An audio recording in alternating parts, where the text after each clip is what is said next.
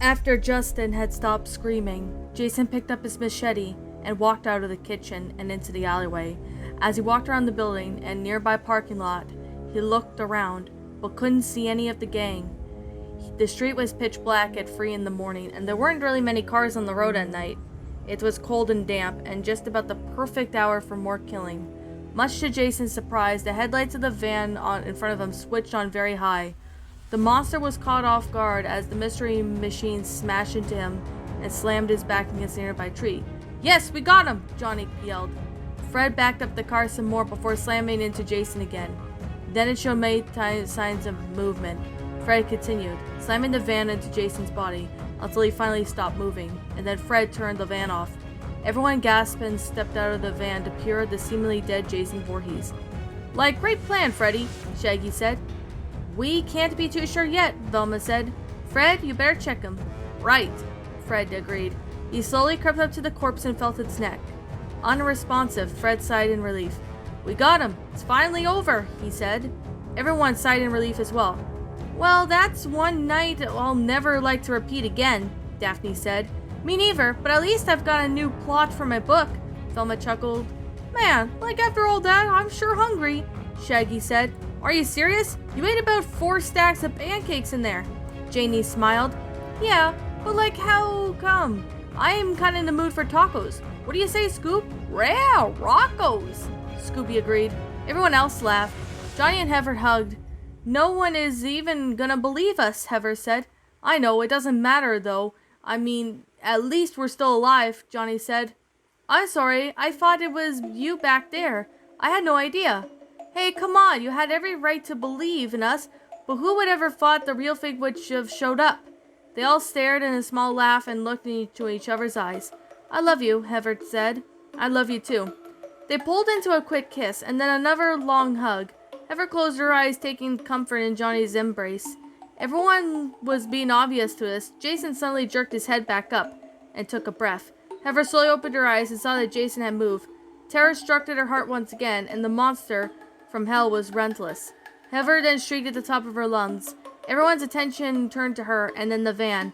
As Jason stood up and slowly pushed the mystery machine off of his chest with his bare hands, none of them could have believed it. This was absolutely impossible. They all just stood there, awestruck as Jason grabbed his machete from the ground. "Move! Go! Run!" Fred yelled. "Across the street! Run!" With that, they all booked it down the black street towards the Home Depot building. Jason turned and limped across the street after them. Once they got to the building, they noticed it was locked. "Oh God!" Janie complained. "Come on, let's break it down," Fred said. Fred, Johnny, Shaggy, and Scooby all charged at the door and busted right open. Everyone ran inside as Jason slowly crossed the street. Inside Home Depot, everyone looked around. "We need to find some place to hide," Heather said. "I know, come on," Fred said. Before they could even walk, they even turned around and saw Jason enter the building. "Oh man, give us a break," Shaggy said. They began running away from the hockey-masked figure again. It was like a bad dream that they would never be awoken from. They were going to end up running from Jason Voorhees until Judgment Day. When the gang saw another door, they ran straight for there, not caring whether Jason followed them or not. They kept on running until Fred tripped on something. "Fred, are you okay?" Daphne said. "Yeah, I'm fine," Fred said. He looked at his leg and the contraption that had caused him to fall. He stood up and grabbed it. "Like, what is that, Fred?" Shaggy asked. "Oh, it's a flamethrower," Fred responded. He looked around and there was a room of different tools, with shelves stacked with things. "We're in a supply room," Fred said. "So what do we do now?" Janie asked. Fred looked up at the shelves and then saw something that gave him a great idea. "Velma, are you thinking what I'm thinking?" he asked. What? Scooby asked.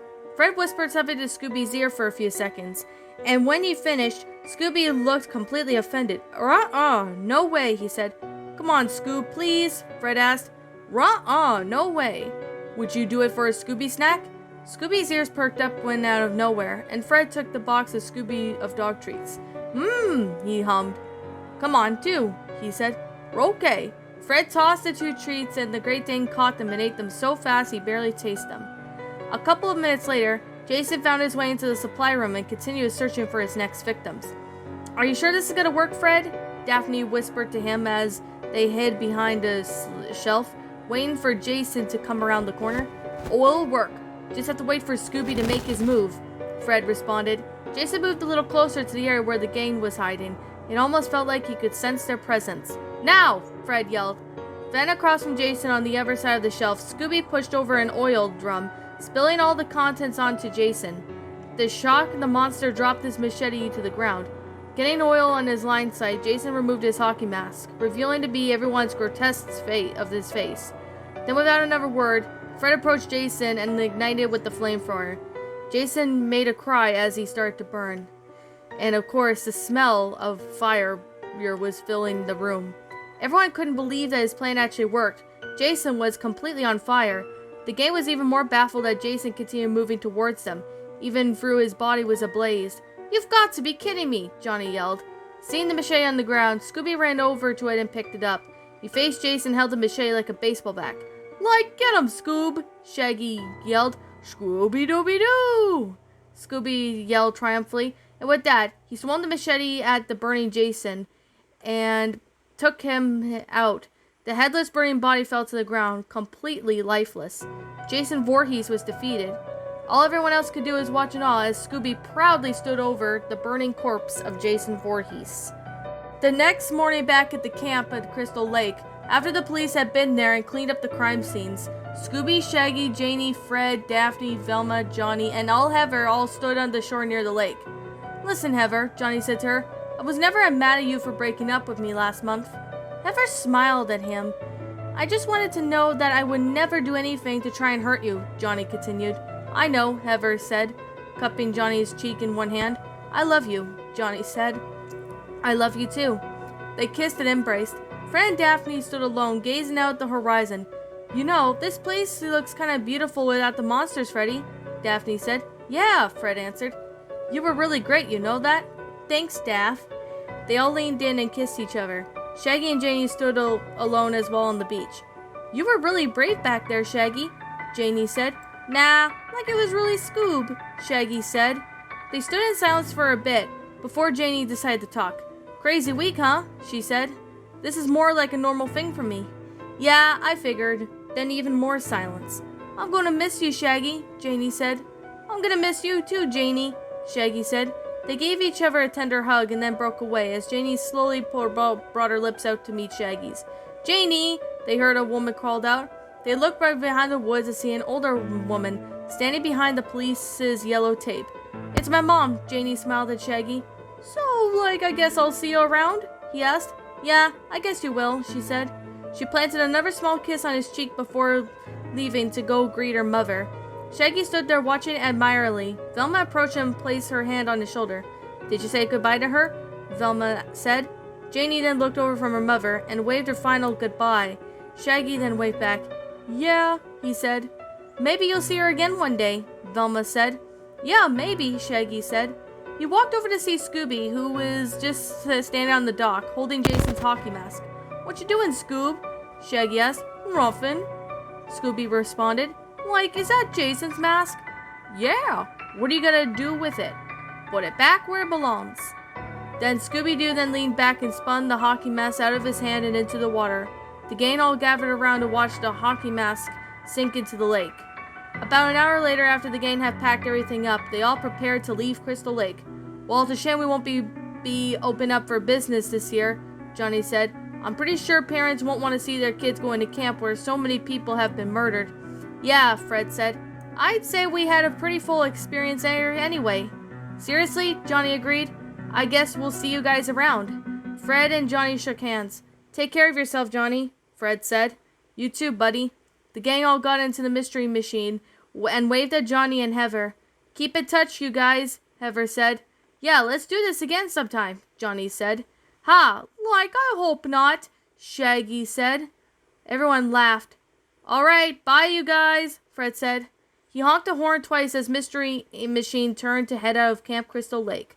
Scooby-Dooby-Doo! Ree! And that, my little pretties, was Scooby-Doo and the Curse of Crystal Lake. A Scooby-Doo, I guess you could say fanfiction, but I think for some reason it feels more of a creepypasta. I really don't know. I'm just going to call this a fanfiction, but if you guys want to call this a creepypasta, that's totally fine. written by HeroesFan3. My final thoughts on this story?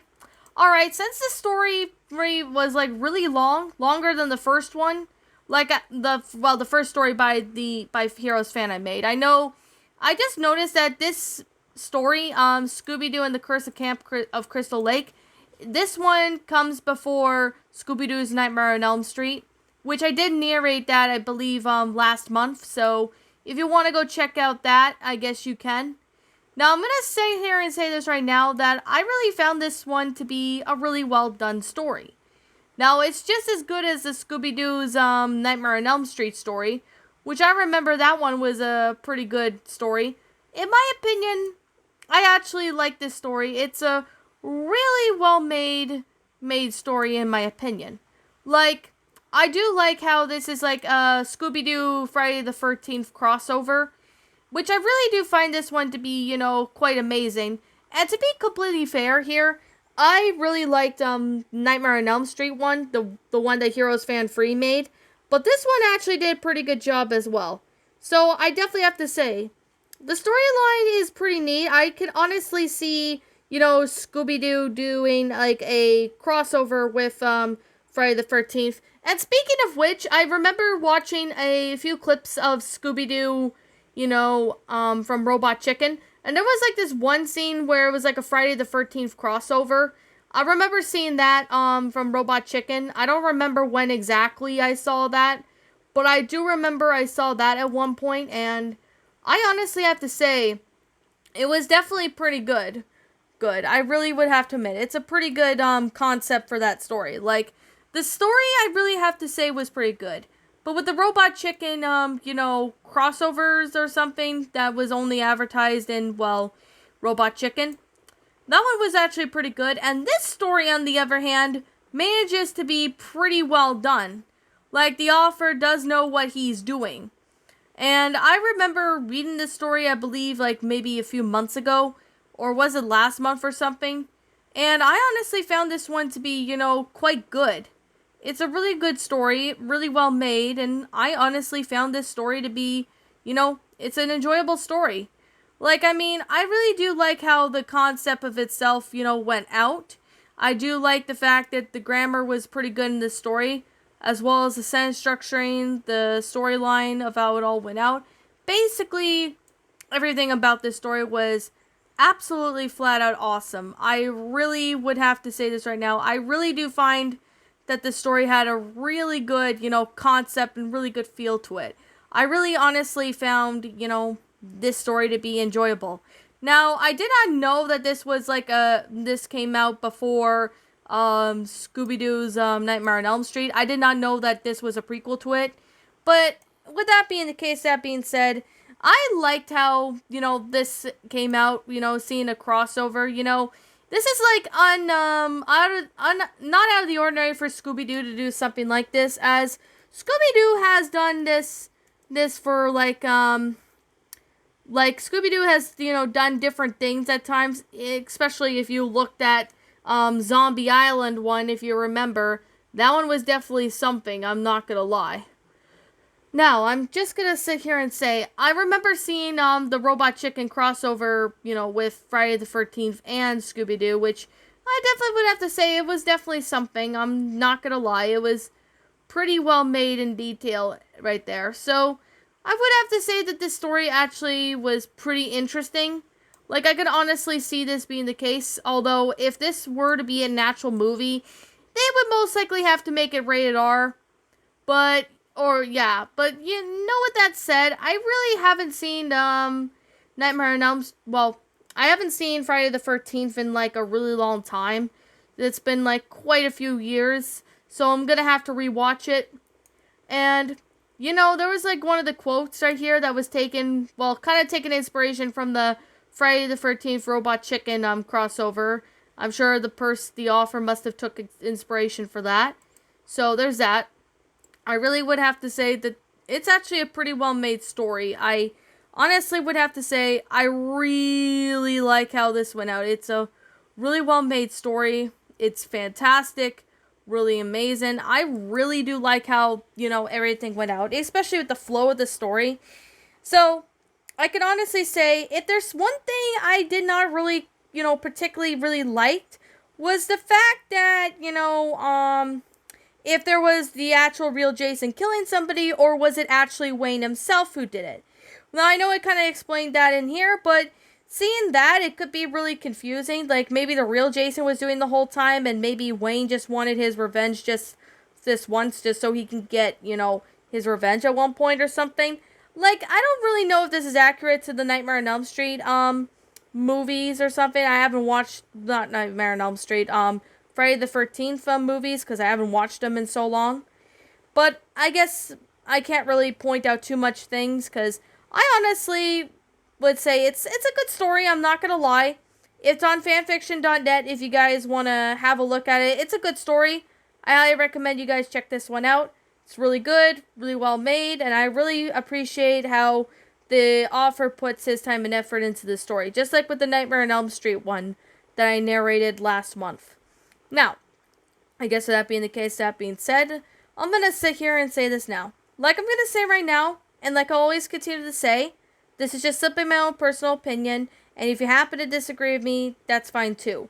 We're all entitled to our own opinions regards to these creepypastas, and this is simply my own personal thoughts. My final rating of this story would have to be a 10 out of 10. It was an enjoyable story. I really do like it. I know some people might find this a fanfiction. Others might find this a creepypasta, but you guys can figure it out, or you guys can let me know what you guys think it is. I do find that it has some creepypasta elements or something. I really don't know. But I can honestly see, this being the case. But I haven't, watched Friday the 13th in so long, so there's definitely that. But I really like to see Scooby-Doo in it. It was really cool. I honestly could see Scooby-Doo and Friday the 13th could work out well. I want to know if Scooby-Doo and Chucky could work, because I've always wanted to know if Child's Play and Scooby-Doo could work. I'm sure maybe if the person who does that puts their mind to it, I could honestly see that happening. Now, anyways, what did you guys think about this fanfiction or creepypasta, whatever you guys prefer to call this one? Did you all enjoy it? Did you all not? Also, what we have done personally to help make this story a lot better? Feel free to leave me know what your thoughts are down in the comments section down below. I'm the Queen of Lions. Thank you so much for watching today's episode, and if you happen to be brand new here on this channel, be sure to like, comment, and subscribe because I make brand new videos every single day. Don't forget to ring the notification bell to any uploads, then that way you guys will not miss an upload.